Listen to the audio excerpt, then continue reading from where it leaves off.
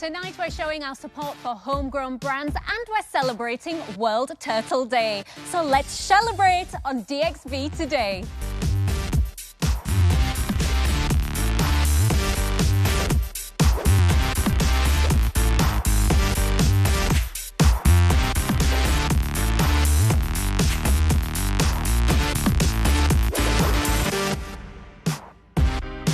Welcome to DXB Today and thank you so much for joining us. Tonight we're going to meet some inspiring entrepreneurs who are building their own empires right here in Dubai. And we're also marking World Turtles Day. Yes, we get to celebrate our marvellous friends on this day dedicated to raising awareness about the conservation and protection of turtles. And join us as we showcase the remarkable achievements of local brands and the tremendous impact they have had on the UAE economy. Guys, favourite brands? It's got to be Coffee Planet. I cannot function without it, and it's the only coffee I'll drink. Their coffee is really good, actually. Mine is the Giving Movement. Oh, you're making me look bad. I'm so proud of them. I'm so proud of everything they've achieved. I'm going to say, I'm going to jump on board with the coffee there, and I'm going to say Black Cab Coffee. They're an amazing homegrown brand with a little touch of London in there, so I'm fully supportive of them. I'm starting to think that Dua is just a better person than we are. I know. We're just coffee addicts. I think we've done that for a while. Also a coffee addict. Our co-host today is a young Emirati entrepreneur who is building a community of equally ambitious and talented business owners. So let's find out who it is. Hi, I'm Omar AlMaheri. I'm the co-founder of Let's Work. I can't wait to see you in the studio. Omar AlMaheri is the co-founder of Let's Work, a platform where you can choose co-working spaces. He developed an entrepreneurial spirit at a young age and has joined forces with his fellow Emirati entrepreneurs to champion UAE businesses. He's here to tell us why we need to support local. And speaking of supporting locals on World Turtle Day, I've been very lucky to have visited a homegrown 5-star hotel to check out the Turtle Rehabilitation Center. I didn't even know we had one, but it was an amazing time and I got to meet a little friend called Zippy. I am down here at the beautiful Jumeirah Al Naseem Hotel to visit the Dubai Turtle Rehabilitation Project. So I have heard about this project for years, but I never really understood why we're rehabilitating turtles. So let's go and find out. Ms. Barbara Lang-Lanton, Director of the Aquarium and the Turtle Rehabilitation Project. So I am very intrigued about this. Why did we establish a Turtle Rehabilitation Project back in 2004? So we established the project because the Wildlife Protection Office realized that every year there is a number of turtles that are stranded on the beach and are sick rather than, or injured rather than dead. And so Burj Al Arab is actually the first aquarium in the entire region. And so we had the facilities and the team to look after these animals. And at the time we had an enclosure in the canal in Medina Jumeirah, and when Jumeirah Al Naseem was master planned, it was master planned with this wonderful sea turtle fed state-of-the-art rehabilitation pools where the turtles spend the last stages of their rehabilitation before they get released back into the ocean. That's amazing. And we've actually seen turtles that is 96 kilograms, which we captured, which is incredible. But tell me, what do the turtles suffer from? What are the typical type of injuries they suffer from? Most of the animals we receive are little hawksbills on their first winter. So hawksbill turtles, which are critically endangered, this is basically the most endangered species of sea turtle globally, actually happen to nest in this part of the Gulf. And reptiles cannot regulate their body temperature, and when the water drops, they become lethargic, and then they stop swimming and they get sick, and then a lot of barnacles and oysters start growing on them, and eventually they get washed onto the beaches. So that's absolutely incredible. Can you tell us about how this work must be so rewarding to you? What are some of your most memorable stories? Well, I love the fact that the community is so engaged with the project. So we cannot do this work without the help of the community. We have a helpline, which is 800 Turtle, where people can reach out when they find a sick or injured turtle. And there is a huge community engagement. They get to call us when they go to the beach or they go out in boats in the weekend and they find the little ones, and they regularly check how they are doing. And we invite them when the turtles are released, and so there is a follow-up with the community. And obviously, when the rehabilitation is successful, which is most of the cases, I love to see them go. Some people ask me, are you sad when you see them go? I'm so happy to see them go. I would love to see them go, but before that, let's meet some of these turtles. Yes, absolutely.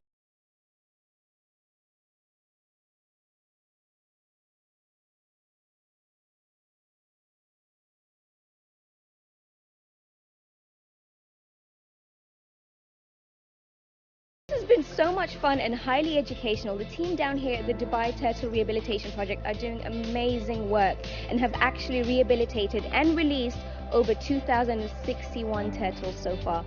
So get yourselves down here and pay them a visit.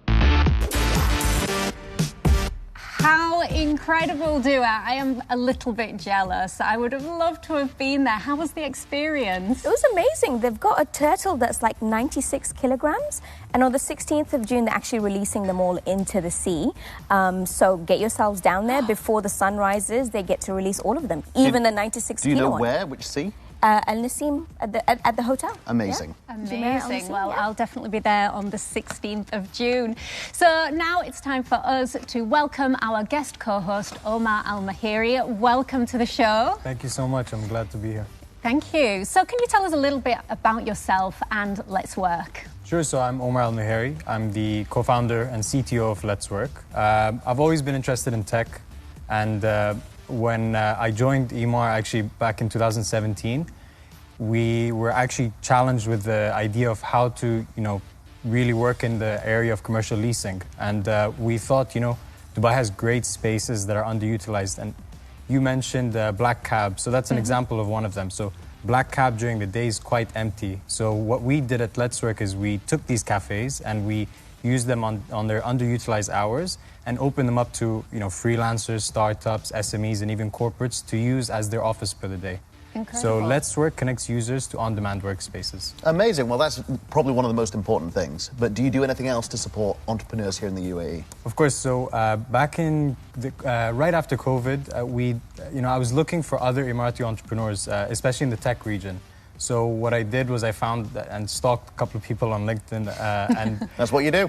Yeah, I had to find them somehow, and I found about 5 people, and they were all like trying to start some tech company, whether it's in fashion, whether it's in one was a car lending program, and so what I did was I said, guys, I found 5 of us. I'm sure there's more out there, and we created the WhatsApp group to basically support each other with any issues with funding, hiring, anything on market trends, just so that, we have that kind of support system. And, today it's grown to 35 people, which I'm super proud of. And we meet every couple of months or so just to talk about, what's going on in the world. That's amazing. So tell us how you fostered this community and how you've really gone from like 5 to a community of 35 and how you all support each other and what resources are available. Sure. I mean, everyone's been added to WhatsApp groups, and some of them have just become quite a bit of noise. We had the initial idea to basically make sure that it is quality over quantity. And what we did in the beginning was we actually just took a massive paper pad and wrote down all of the issues that we're facing.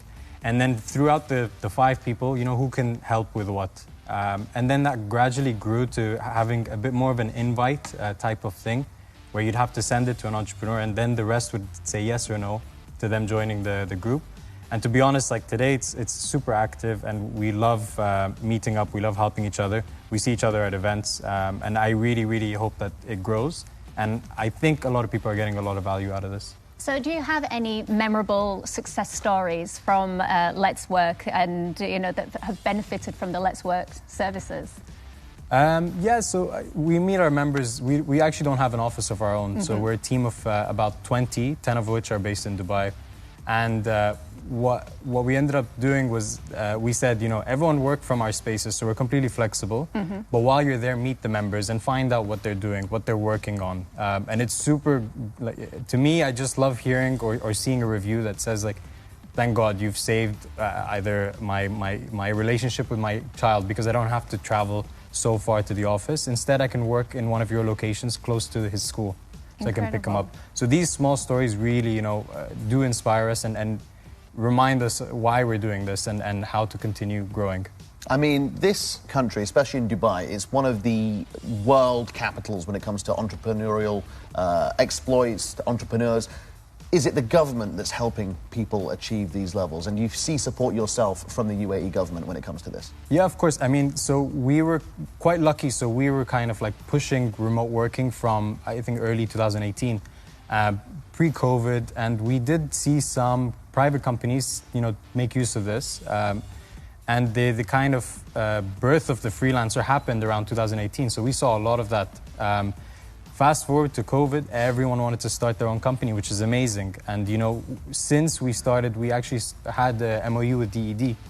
And the shift and the change that they've gone through in the last couple of years, it's so easy to start a business right now.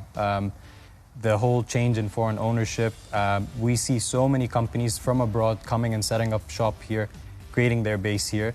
And then from the other side of it, just because of all of this movement, now you see a lot of students just, you know, saying, you know what, I'm not going to get a job in the first year.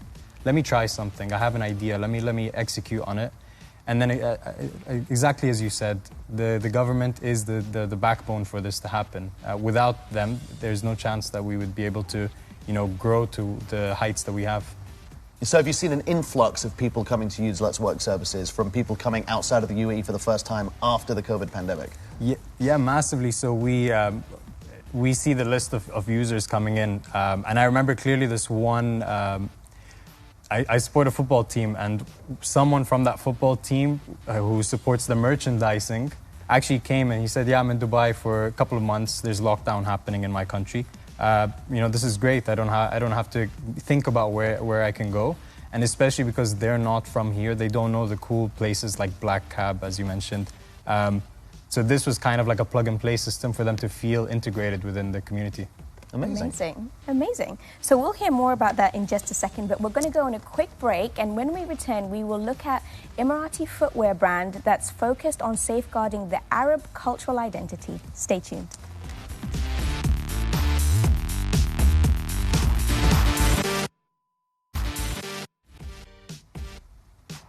Welcome back to DXB Today. On today's show, we're bringing to light homegrown brands, and joining us is the visionary behind a footwear brand that seeks to preserve identity, represent culture, and colour lives. Please join me in welcoming Mohammed Abbas Kazim, co-founder of Tamashee. Mohammed, thank you so much for joining us. Thank you for having me. So tell us, Tamashee, why the name? I think I can guess, but why do you explain to the rest of us? For sure. Everyone asks that question because it also means soul in Japanese. So we always get asked that question. But Tamashee came about by merging two names. Meshi, which means to walk, and Tamasha, which means compatibility. So as a brand, we have 3 brand values, and in each value, we're trying to show something's compatible with something. So for example, in preserving identity, it's the past is compatible with the present.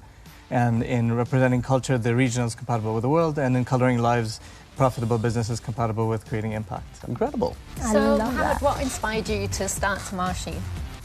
Well, it started off in about 2013 when we started working on it, and it was just after the Arab Spring, or the beginnings of Arab Spring, and so all the media towards the region was negative, and we kept hearing about everything negative to the point that, you know, we started doubting ourselves as well.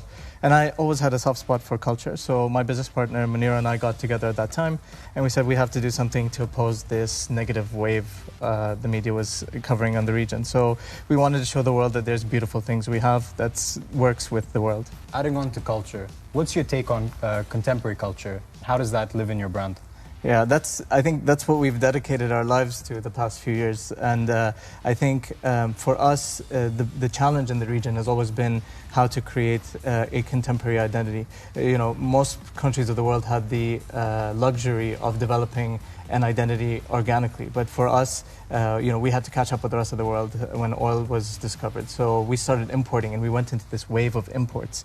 And so contemporary identity is exactly what we're trying to do by showing that there's actually elements and things we can use to inspire contemporary products that are relevant to today. Because, you know, most preservation projects have been very typical, and they're irrelevant to our lifestyle today. So, Mohammed, I hear that you're supporting fellow Emirati businesses by forming a collective. Tell us a little bit more about that. Yes, that's actually one of our latest ventures. So I'm happy you bring it up. We are just trying to create a community. We call it Afanin, which means intertwined branches. And we're trying to create a community where there's accessible space to entrepreneurs who are actually doing just that, offering contemporary culture.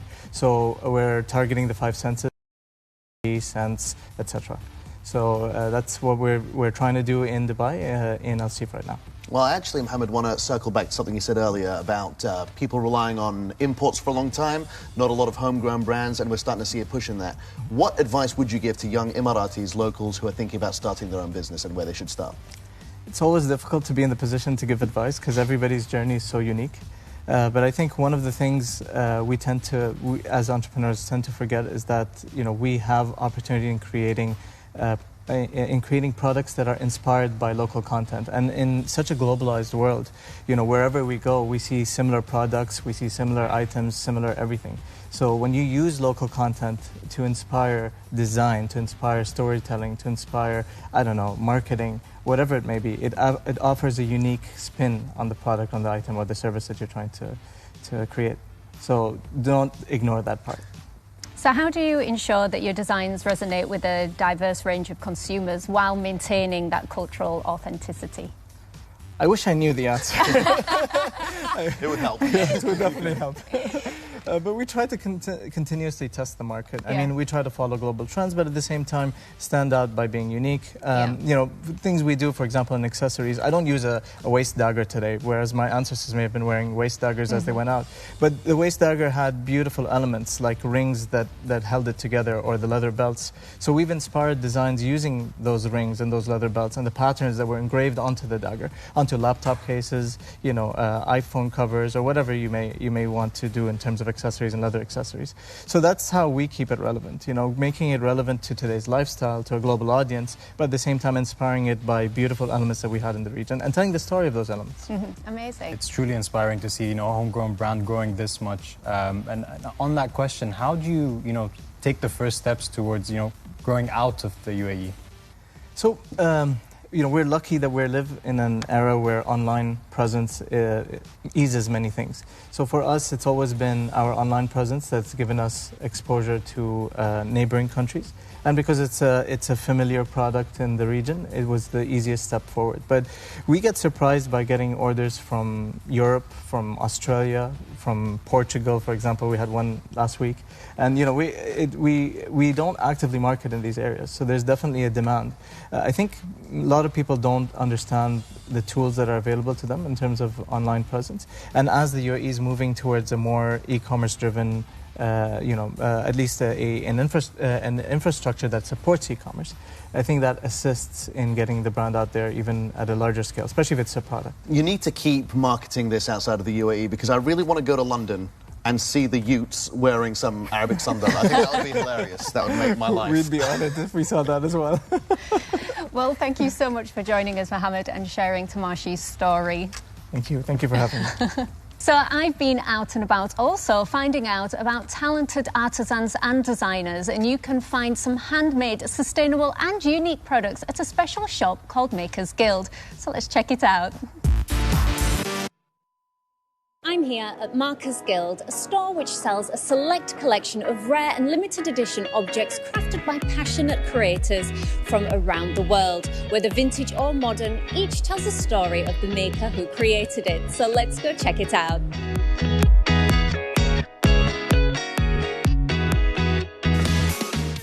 Joining me now is Kay Robinson, who is the owner and founder of Makers Guild. Kay, what a beautiful store you have here. Thank you so much and welcome. Thank you so much. So can you tell me a little bit about the inspiration and how you came to make Makers Guild? Yes, for sure. So just for a short while, I was actually a vendor myself, and another vendor invited me along to a small space that she was subletting with a handful of other vendors. Unfortunately, after 6 months, she wasn't able to continue with that. But in that short space of time, we'd really seen an appetite from customers who loved the concept, and I thought it had the possibility to grow further, and that the wonderful products that I'd seen from lots of other vendors deserved a great display place. Have you got any success stories with the brands that you represent? So yeah, we definitely have got a few where they've come to me first and they've been turned down by other people previously, but then once they've been with us, they've been accepted. We've even got a couple of brands that have had their own pop-ups at various times, just on their own as individual vendor brands. And we've also facilitated quite a few collaborations between either different vendors or vendors and our host mall, Times Square. Amazing. Well, I've got to say, I do love all of the brands and I just love how unique everything is. I'm going to have a little shop now. Fabulous.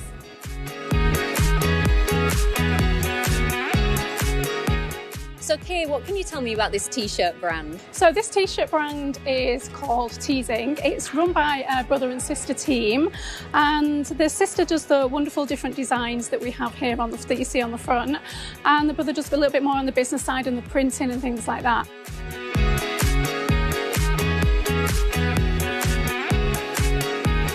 Well, I'm absolutely thrilled that I've discovered Makers Guild. There's some truly unique artisan products here in store, and I've got mine ready to share with my friends and family. If you are looking for something unique, I definitely recommend coming down and checking out the amazing products they have here. Amy, you've stumbled on a hidden gem. I have indeed. It What was a that beautiful like? little boutique. I really enjoyed exploring all the amazing brands that they had there, and it's so nice and refreshing to see that they're all homegrown brands as well. Oh, amazing. I'm definitely taking my mum down there. So it's time for the daily roundup, I hear, and I think Amy has got the buzz for us. Thanks, Dua. So it's been heartening to see these local brands thriving, and there's more good news. At the end of 2022, the UAE was home to more than 500,000 small to medium businesses. In 2030, that's projected to double. That will mean that we will have 1 million SMEs to support and fuel the economy. And the world is noticing us. After expanding into London in 2021, Dubai restaurant The Main is conquering Ibiza.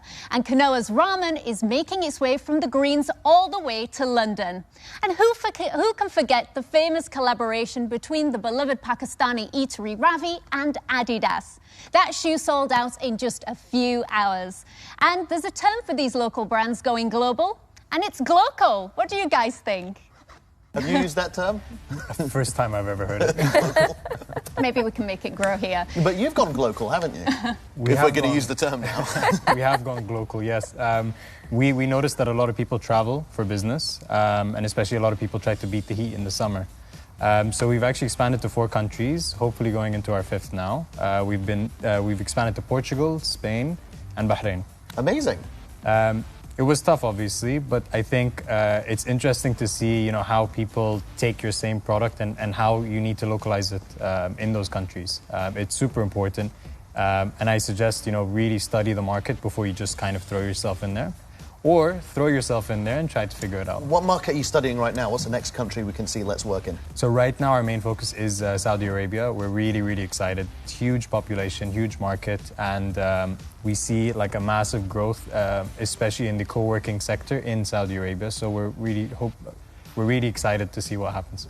So, Omar, how do you pick the countries? So, like, what kind of things do you look at? I understand the regional countries like Bahrain and Saudi, we're quite familiar with them, but Spain and Portugal, tell us how you selected those. So, we actually started, me and my co-founder, Hamza, we put together a list of, remote work friendly spaces. Right. And Portugal came up like almost first on the list. But at the same time, we actually had one of our old members who messaged us on LinkedIn and said, I started a very smaller version of Let's Work in Portugal, and I'd love to partner up to see, if we can work together.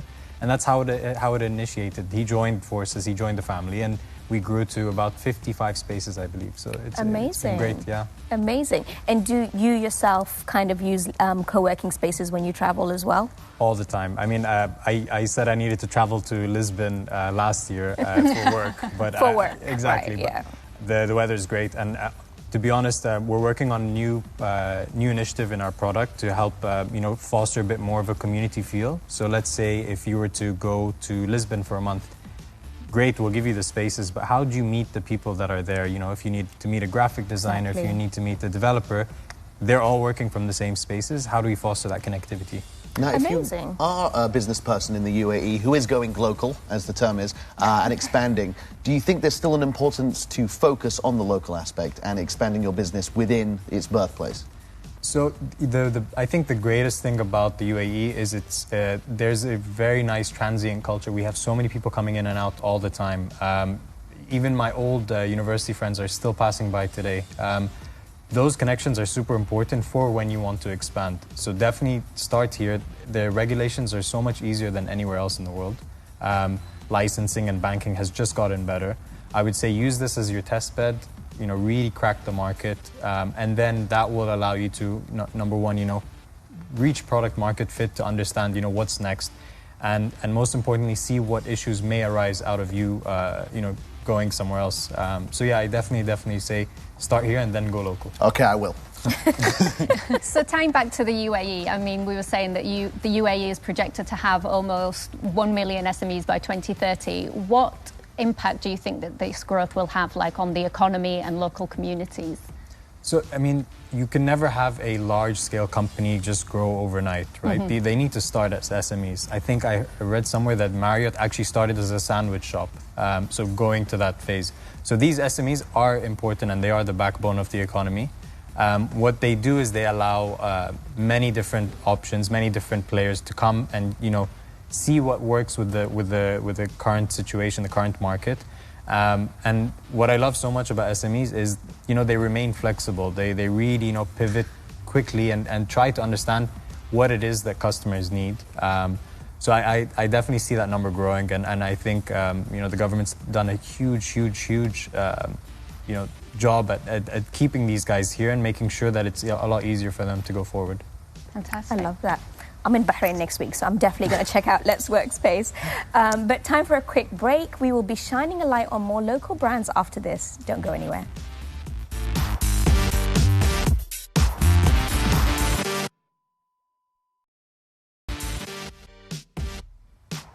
Welcome back to DXB Today. Joining us now is one of the founders of Dubai-based activewear brand that's loved by fitness enthusiasts from all over the world. So please welcome the co-founder of Squatwolf, Omar AlMaheri. Thank you so much for joining us. Thank you very much for having me. So tell us, what is the story behind Squatwolf? What inspired you to start an activewear brand? So Squatwolf is a premium gymwear brand, started in Dubai. It's me and my husband, Wajdan Gul, who started the brand back in 2016. And it's a very typical startup story. We started from our savings, from our 2-bedroom apartment. One bedroom used to be the warehouse. The other bedroom was the office and the bedroom. Where did you sleep? Oh, right. In the living room, we used to shoot our products with our friend photographer and a personal trainer friend who would model, and they would never charge us for anything to support local. At that time when we started, there was nothing local, so we were welcomed by the gym goer community in the UAE with open arms. We did our pre-launch campaign and we were sold out on two of the styles. So fast forward to 2023. We are selling in 120 plus countries around the world. Incredible. And we have teams based in 4 different countries. And yeah, that's who we are. Fab. Well, I'm a real gym bunny and I'm fully aware of who Squatwolf is as a brand, but there are also a lot of activewear brands out there. So that makes you better than the rest? So it goes back to 2015. So me and my husband would come back from work. We would go to the gym, we would go for a run. And what we observe is that all the people would be wearing the same 2-3 big sportswear brands. And when you are when you're going to the gym or following, you know, gym influencers all over the world, we would notice that people in Australia, for example, or UK or Europe, they would not be wearing those same brands. They would be wearing the local gymwear brands. And we dug deeper and we studied the market, and we realized that it's going to be a $350 billion market by 2024. And that's when, you know, it hit us that there is definitely a need for another brand with a very sharp focus on gymwear. So when we started, we really wanted to be different. We really wanted to offer the gear that suits the well-earned physiques of those gym goers. We call it True Athletic Fit. And we have a community of around 400 plus athletes who are a source of insight for product innovation for us. So that's how we try to be different. And at the time when we started, we were the only brand who was doing the opposite. So all the other brands would come from the outside and sell in the Middle East, in the UAE. We were doing the opposite. So we became a case study for Google, for Facebook, for example, for DHL. So we were actually the ones to, you know, pave the way for others to follow and have more emerging, you know, success stories from the UAE. Amazing. And you do have some truly unique designs, and yeah, I love everything that you have in your collection. So Squatwolf is mainly available online, right? Why did you choose that model?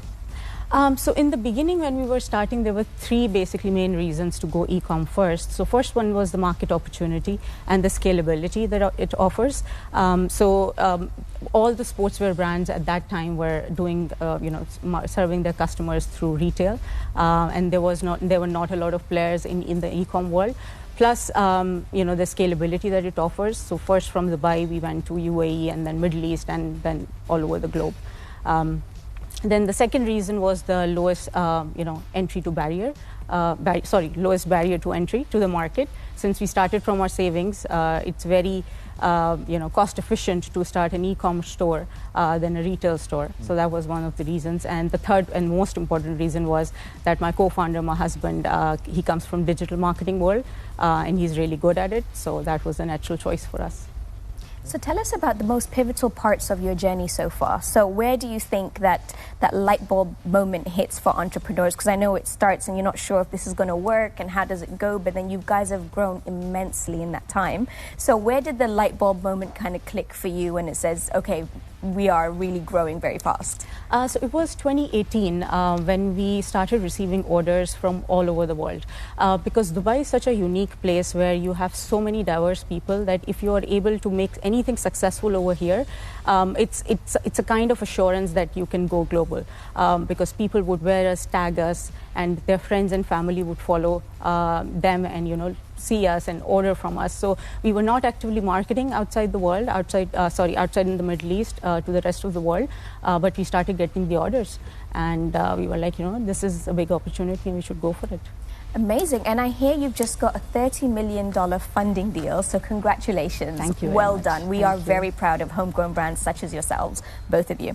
Thank you very much. Thank you. Now, Omar, I don't know if they told you about this. We're going to quiz you now.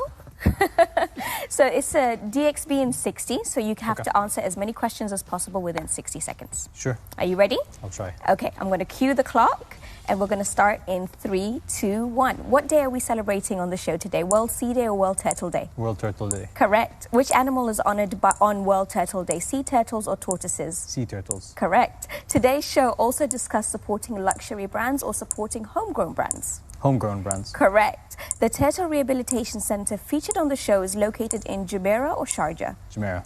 Correct. Today's guest, Mohammed Abbas Kadhim, is the co-founder of Tamashee or Namshi? Tamashee. Correct. Which co-founder of Squatwolf was on the guest show today? Anam Khalid or Wajdan Gul? Anam Khalid. Yes. What is Squatwolf? Is it a Dubai-based activewear brand or a Dubai-based turtle center? Dubai-based activewear brand. We gave you that one. How many SMEs are projected to be in the UAE by 2030? 1 million SMEs or 400,000 SMEs? 1 million. Correct. What is the purpose of World Turtle Day? To celebrate turtles as pets or to raise awareness about turtle conservation? To raise awareness. Correct. Which of these is a threat to turtles? Plastic pollution? Oh, time is up. Well done, you got 9. Thank you so much. Fire, Absolutely well smashed done. it. Let's go, Omar. He's been paying attention, which Yes, he we has. do like And that. you are the top of the leaderboards. It's the start of the week, but I'm sure you'll stay there. Very well done to you, and we've loved having you. Thank you so much. Congratulations, Omar. 9 points at the top of the Thank you so leaderboard. And I want to say thank you as well for joining us on DXB today. And as well to Anam, thank you very much for joining us and giving us an insight into Squatwolf as you well. very much for having me.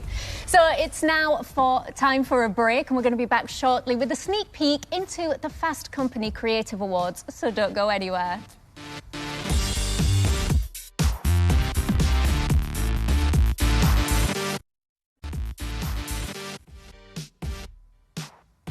Welcome back. So I am joined by local homegrown artist Abdullah Al-Aidarus. Abdullah, tell me a little bit about your music. So I started out as a pianist around 11 years ago. And once I developed enough on piano, I decided that I want to learn something else, so I chose the guitar because I wanted to do something for a change. And I also learned singing alongside guitar, so now I sing and play guitar. Amazing, definitely my favorite instrument. So tell me about the type of music that you do. I mostly do cover songs. I like hip-hop, R&B, stuff like that. So I kind of do twists to them. I sing them in my own style, in my own keys. And today I'm going to be giving you a gist of what I usually do in my free time. Amazing. And I hear you're a student as well. Where are you studying? I'm currently studying in UAE University. I'm a medical student. Amazing. Yeah. Soon to be doctor and Hopefully. performer. Hopefully, MashaAllah. Okay, amazing. So tell me a little bit about where people can find you. So people can check my Instagram. It's AE1MB. And it just means 1MB stands for one-man band because I play guitar, sing, play piano. So that's what I identify as. Yeah. I'm so excited to hear you play, Abdullah. Thanks so much. But while you set up and get ready, I'm actually going to check out what Faris has been up to because I hear he's been down at the Fast Company Awards this week. Let's see what he's done. Yes, I'm here at the gorgeous Armani Hotel for Fast Company's Most Creative People in Business Awards 2023. We have the best and brightest minds in business right here in this room. And hopefully I'm going to get to interview some of them and pick their brains a bit. Tell us about the event. How's it been for you? All right. So first of all, a background about Most Creative People in Business list as such. So this is something that Fast Company's been doing globally for 14 years. We brought the list to the Middle East last year, and it's very different because it's not about designations, it's not about money, power, it's about creativity. How are people using creativity to really reshape their industries? And the list is very diverse, very inclusive. We are also talking about people who are not so well known. So there are some superstars, yes, people know about them. There are some people who are not so well known but deserve to be spoken about. So that again has a ripple effect. People get to know about them, they do more business with them, and that's the whole idea. And I'm here with the man himself, Sasha Jeffrey, very famous for many things. If the sky's the limit, what we're hoping to achieve? Because I'm imagining massive mural on the side of the Burj Khalifa. Do you think you can do it? Well, okay, so, I mean, weird you say if the sky's the limit. So my recent commissions are really exciting. I can't give too many details, but the big one that's coming very soon is I'm going to be putting the first official artwork on the lunar surface of our moon. Is this an exclusive? It's real, man, yeah. So a lot of people thought this is a joke. But now we can sort of announce. It's not an exclusive in that it has been mentioned, but we can now announce that it's very imminent. It's a collaboration with Jeff Bezos, his Blue Origin company, NASA, Spacebit and Astrobotic, and we are going to the moon, and we are landing the first official artwork to land on the moon, and it's called We Rise Together with the Light of the Moon. And the idea is it's a heart motif showing two figures connected and a beautiful utopian world around them. And it's the idea that if we can, instead of seeing our differences, if we can see our similarities, if we can reconnect as a humanity, we can not only save this world through sustainability and conservation and a more conscious idea of the future, but we can make a beautiful world. And I think we've lost sight of that even being possible. And the idea of this piece is that when the Earth goes into darkness at night, the only light we have is the moon, the only natural light. So when the moon is shining its light on us at night, it's shining this painting on us, which has this ethos of reconnecting humanity. The power of that is huge. So I pray that we have a soft landing, which means we land properly and the piece is placed on the moon and we can celebrate that moment. There is obviously a very high risk that you will have what's called a hard landing, where everything that lands is destroyed. That could happen. We're due to land in about 2.5 weeks. And I'm here now with Mr. Anas Bokash, who I'd love to tell you what he does, but he's got so many businesses. Mr. Anas, why don't you tell us about some of them? Just a guy who enjoys doing things that I think I'm good at, and I do them quite well. And I think people should usually do that. If you're really passionate about something and you can combine that with some good work ethic, I think you only have one way to go from there. So mine is media, digital marketing, cafe, hair salon, and I'm an engineer by background. Amazing. And was there a history of that in your family? What inspired you to go out on your own, make your own business? It's a good question. No, there's no history. I don't know. I think I was not enjoying the idea that we can be boxed in one dimension according to what we studied. So I always ventured to do other things, and I think I'm just one example of a lot of us that can actually do more than one thing at a time. I mean, there's all I can say is that this is not really an award for myself or for Cinema Aqil alone. This is about the filmmakers who make our work possible. It's about the audience that's interested in the kind of films that we show. And it's about people who want to dig deeper and really understand the world that they live in. And this is what Cinema Aqil has always been about. So it's really great to have a publication like Fast Company really develop a curiosity about the region and people that are trying to do things here, and what moves the hearts and minds of people living in a city like Dubai. So it's a real honor and pleasure. I used to be an asthmatic child, and that pushed me to climb Mount Everest and do other things.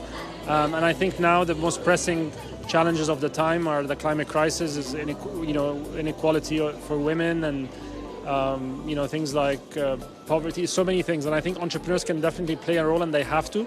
So we also constantly have to challenge ourselves to keep thinking how within our companies and our core business, how can we elevate these conversations, bring awareness, and make these changes. If we want to have something that we can legacy, a world that we can leave for our children. Do you have any advice to anyone who is thinking about starting their own business? They have the idea in their head, but they're too worried about the risks that it might take. To actually try, because you don't know if it's going to work or not if you don't try. If you lie down on your bed and just imagine it, you're just wasting time. But if you try and you see nice or feedback or room for improvement, at least you're doing something. And I think it's a much better life led that way than thinking, 10 years ago, if I started this idea that now somebody else did, I think you'd feel much better about yourself. That anything is possible. You are the artist of your own life. And you can at any point in time create a blank canvas and paint the story that's true to you. Dream high, the sky is so far and you can dream. Nothing impossible, you can make it. If I'm here today, you can be better than me. Best of luck, and don't forget, a dream, and you will reach. What a night, what an incredible room to be in, and of course congratulations to all the winners of this year's Most Creative People in Business by Fast Company 2023. I definitely can't wait to see what we can see next year in the Most Creative People in Business 2024. I mean, it was a party. It was a good night. Faris, you scribbled well. You were looking good. I know, right? You sound very surprised, and I don't know how I feel about it. But, I mean, I wish that video were longer because I met so many other people who were so interesting we just didn't have time for, which is a shame. But incredible, the Most Creative People in Business Award, and they definitely deserved every single award. Fantastic. Remember, we are giving away 4 Director Box tickets to go see Spider-Man at Roxy Cinemas. So head on over to the Dubai One Instagram page, find the competition post, and tell us why we should pick you. We are also giving away a spot in the ChatGPT Accelerator program that takes place on the 3rd and 4th of June, worth 4,200 dirhams. So if that's something that you'd like to learn more about, then make sure you find the relevant post on the Instagram page as well, and tell us why you deserve to win a spot on that. We would also love to hear from you, and you can use hashtag DXB Today to tell us what you'd like to see on the show and what's happening around the city. I was really hoping we'd get a turtle in the studio. I know, me too. That was what I was wanting to meet Zippy the turtle. They wouldn't give me one. I tried, guys. I feel let down. Did you ask? Did you actually? Did you push? No, I thought they were going to throw me in the water if I asked. Fair enough. Well, at least you tried. And that's going to be it for today's show. Thank you so much for joining us, and make sure to join us tomorrow for a Metaverse special episode. But for now, it's over to you, Abdullah.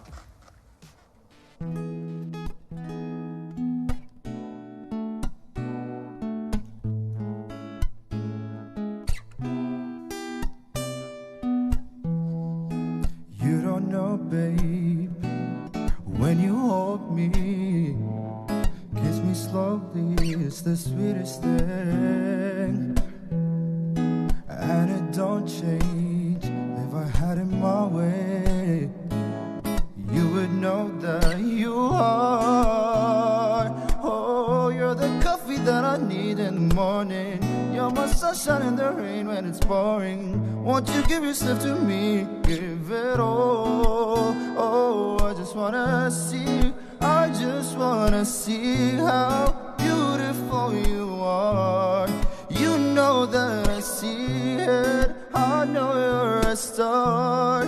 Where you go, I follow. No matter how far.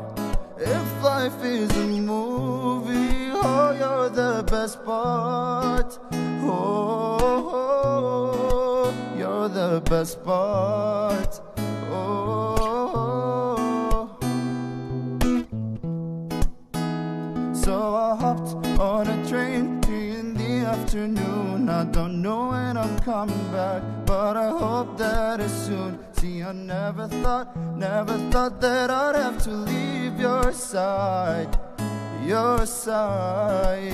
It's only physically, but know that you will be on my mind 24 hours at a time. 'Cause in my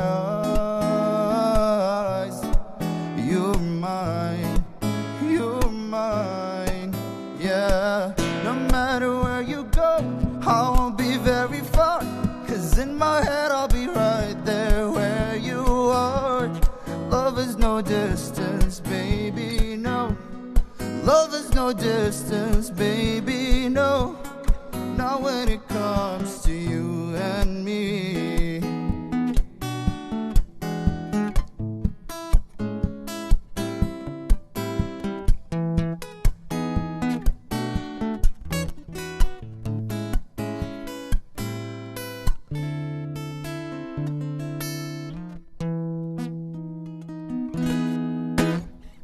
Thank you so much.